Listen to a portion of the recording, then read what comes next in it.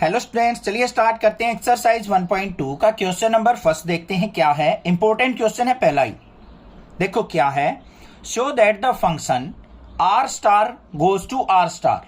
Are star कोई function बना के दिया है हमें जो कि आर स्टार तक ही है, defined by f x equal to 1/x।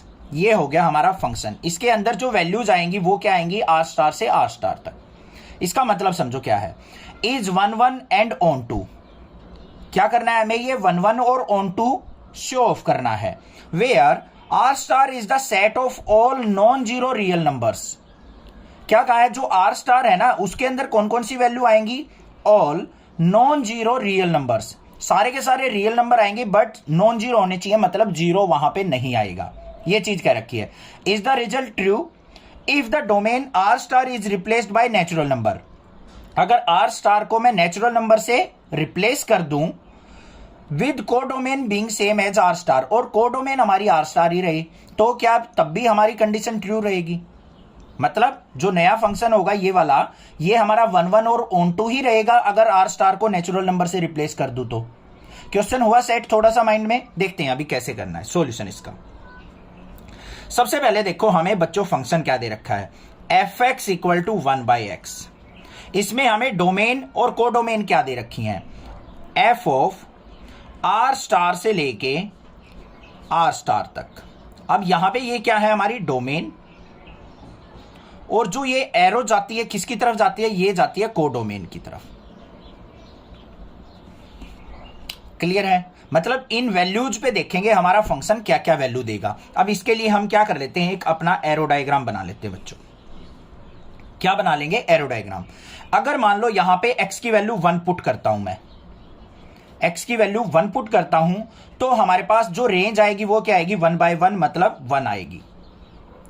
अगर x की वैल्यू मैं 2 पुट करता हूं तो यहां पे हमारे पास वैल्यू क्या आ जाएगी, 1/2 आ जाएगी।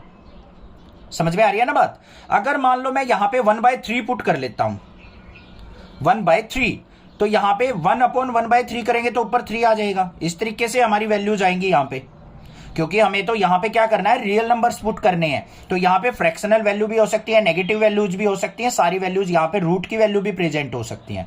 तो 1 की इमेज बनी 1, 2 की इमेज बनी 1/2, 1/3 की इमेज बनी 3। ऐसे ही हमारी क्या बनेंगी, डिफरेंट डिफरेंट इमेज बनेंगी।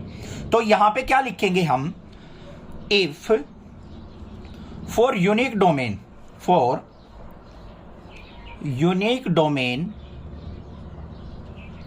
range is different, range is different,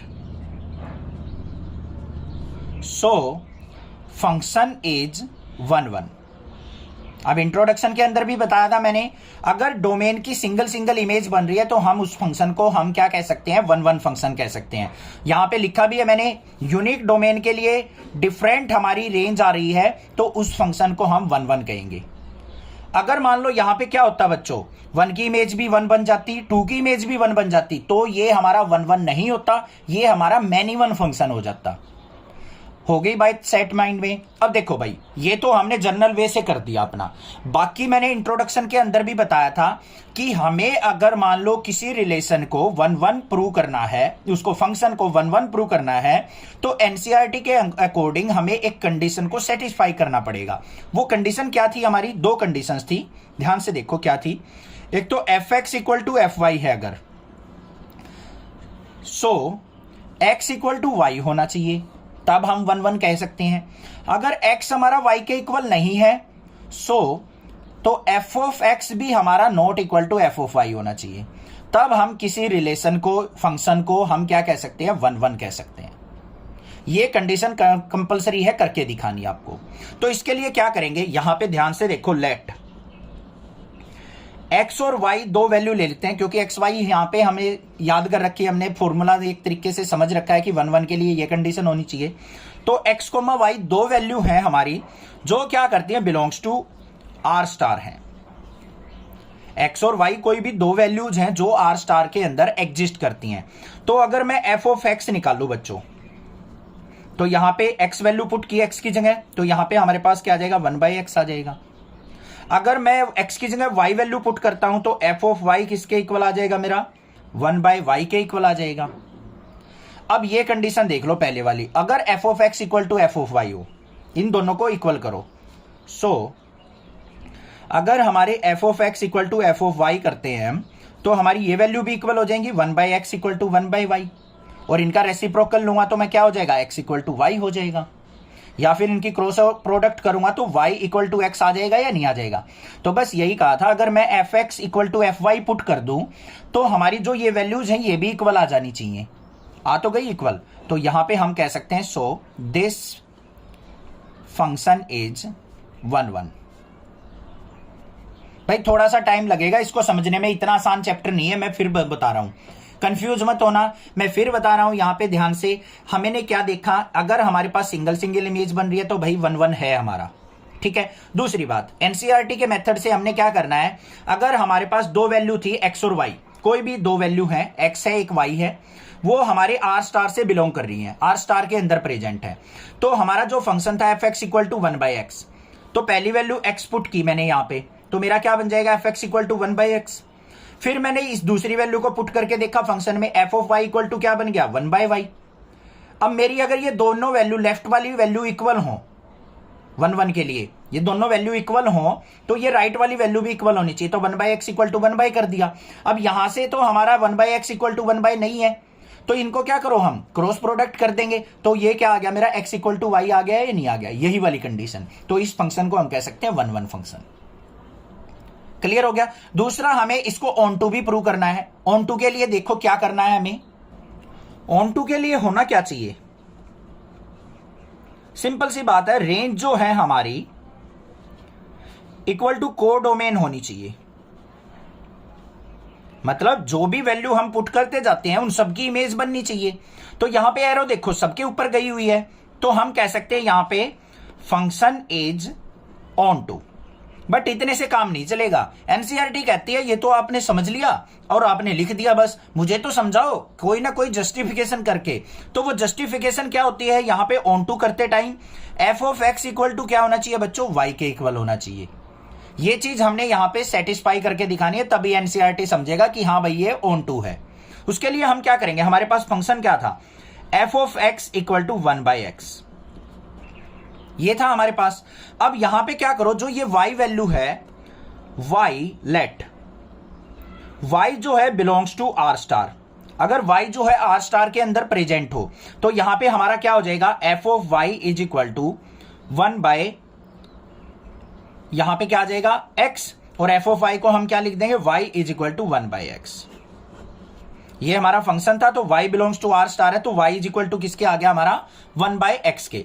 अगर मैं यहां से x की वैल्यू निकाल लो तो x इज इक्वल टू क्या हो जाएगा 1/y हो जाएगा, x को ऊपर ले गया y को नीचे लेके आया, तो x इज इक्वल टू क्या हो गया 1/y के इक्वल। अब अगर x की वैल्यू को मैं इस फंक्शन के अंदर पुट करता हूं तो यहां पे देखो मेरे पास क्या आ जाएगा, f of x equal to 1/x की जगह क्या पुट करना है 1/y, इसको ऊपर लेके जाऊंगा तो मैं क्या आ जाएगा मेरे पास, F of x equal to Y के।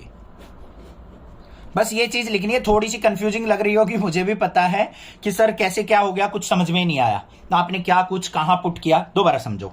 हमें क्या करना है, f x equal to y prove करना है। मान लो ये वाई वैल्यू जो है, जो हमने वैल्यूज पुट करनी है उनसे रिलेट करती है, y belongs to R star है, आर स्टार के अंदर बहुत सारी वैल्यू होंगी, उनमें से मान लो एक कोई वैल्यू वाई है, तो हमने क्या करा, अपने फंक्शन के अंदर यहां पे x की जगह y पुट कर दिया, तो f of y is equal to किसके हो जाएगा 1/x।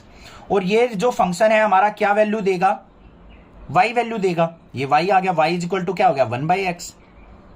ठीक है, अब यहां से x की वैल्यू निकालू तो रेसिप्रोकल कर लो, x is equal to 1/y हो गया, इसको हम अपने फंक्शन में पुट कर देंगे, तो f of x equal to क्या आ गया y के। बस ये चीज थोड़ी सी समझनी पड़ेगी, माइंड के अंदर सेट करनी पड़ेगी, 2-4 क्वेश्चन कर लोगे क्लियर हो जाएगा। आ गया f x equal to y, तो यहां पे हम क्या कह देंगे, this is onto function. हो गया क्लियर, कोई दिक्कत नहीं है। अब बात करते हैं सेकंड पार्ट की। उसने क्या कहा है, जो हमारा ये था f such that R star goes to R star, जो वैल्यूज थी हमारी डोमेन और को डोमेन की, देखो ये वाली R star goes to R star, अगर इसके अंदर आर स्टार को डोमेन को अगर मैं n से रिप्लेस कर दूं तो क्या हमारा ये फंक्शन 1 1 और ऑन टू ही रहेगा, देख लेते हैं भाई।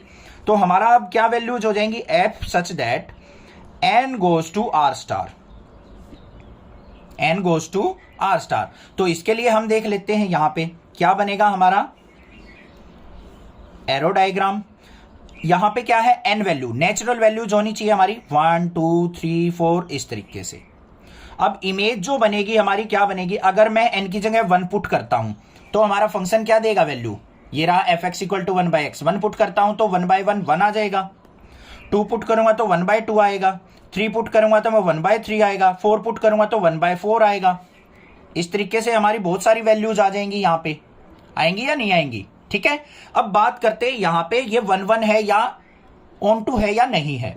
देखो भाई 1 1 तो है, 1 की 1 इमेज बनी, 2 की 1/2 बनी, 3 की 1/3 बनी, 4 की 1/4 बनी। तो ये फंक्शन क्या हो जाएगा यहां पे, एफ एक्स इज 1 1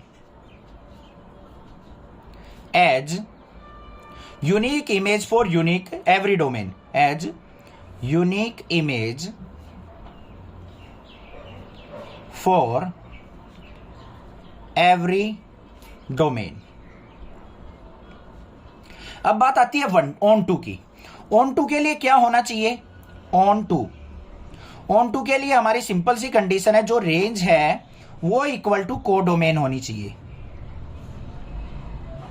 ये होनी चाहिए। अब बच्चों इसके अंदर देखो 4 ऑन टू, रेंज जो है ये वाली वैल्यू, इनके अंदर कौन कौन सी वैल्यू आई है, 1 आया है, 1/2 आया, 1/3 आया, 1/4 आया, ये क्या आएंगी, रियल वैल्यूज हो जाएंगी। रेंज क्या आ रही है हमारी, रियल वैल्यू। और कोडोमेन के अंदर क्या है, नेचुरल वैल्यू। क्या रियल वैल्यू हमारी नेचुरल वैल्यू के इक्वल होती है भाई, रियल वैल्यू में तो बहुत सारी वैल्यूज आ जाती हैं हमारी। रियल वैल्यू के अंदर रूट वाली वैल्यू भी आ जाएगी, फ्रैक्शन वाली वैल्यू भी आ जाएगी, नेचुरल वैल्यूज भी आ जाएंगी, क्योंकि सारे के सारी वैल्यूज जो होती हैं, सारे के सारे नंबर रियल नंबर के अंदर आते हैं। तो रियल नंबर कभी भी नेचुरल नंबर के इक्वल नहीं हो सकता, नॉट इक्वल हो जाएगा ये, ठीक है। तो हम कह सकते हैं so function is not onto, not onto. यहां पे इमेज तो बनती हुई दिखाई दे रही है आपको, एरो तो सब पे जा रही है, बट हम एग्जैक्टली देखें तो ये हमारी क्या आएंगी, रियल वैल्यूज आएंगी। इसकी अलग इमेज भी बन सकती हैं, कुछ वैल्यूज ऐसी भी रह जाएंगी जो यहां पे नहीं आएंगी प्रेजेंट। अब देखो यहां पे 4 की इमेज तो 1/4 बन गई। अब मैंने यहां पे रूट वैल्यू ले ली, √3 यहां पे लेनी, तो हमें क्या है, रियल वैल्यूज लेनी है ना इस तरफ। तो √3 तो किसी की इमेज बनेगी ही नहीं हमारी, किसी की भी इमेज नहीं आएगी √3, बट √3 हमारा क्या है, रियल वैल्यूज में एग्जिस्ट करेगा। तो हमारी सबकी इमेज यहां पे नहीं बनेगी, इसलिए ये क्या है, हमारा ऑन टू फंक्शन नहीं है। ये था आंसर इसका। समझ में आया बात, समझ में आ गई होगी, क्लियर है, कोई भी दिक्कत नहीं है। तो यहां पे क्या लिखेंगे हम, जो रेंज जो है वो क्या है, सबसेट ऑफ कोडोमेन है। यहां पे क्या लिखा जाएगा, इन दिस जो रेंज है वो सबसेट है किसका, कोडोमेन का। होना क्या चाहिए था, इक्वल होना चाहिए था। तो रेंज जो है सबसेट अगर कोडोमेन हो जाता है तो उसको हम ऑन टू फंक्शन नहीं कहते, क्योंकि इसके अंदर बहुत ज्यादा वैल्यू होंगी, इसके अंदर कम वैल्यू होंगी, तो ये सबसेट बनेंगे इसके। समझ में आ गया क्वेश्चन, क्लियर है। थोड़ा सा माइंड ज्यादा लगाना पड़ेगा, कंसंट्रेशन ज्यादा रखनी पड़ेगी, तभी क्वेश्चन समझ में आएंगे। बट मैं अपनी तरफ से ट्राई कर रहा हूं कि आपको बेस्ट से बेस्ट सॉल्यूशन दिया जाए। तो चैनल को सब्सक्राइब कीजिए, लाइक कीजिए और शेयर कीजिए। Thank you students for watching next classes video.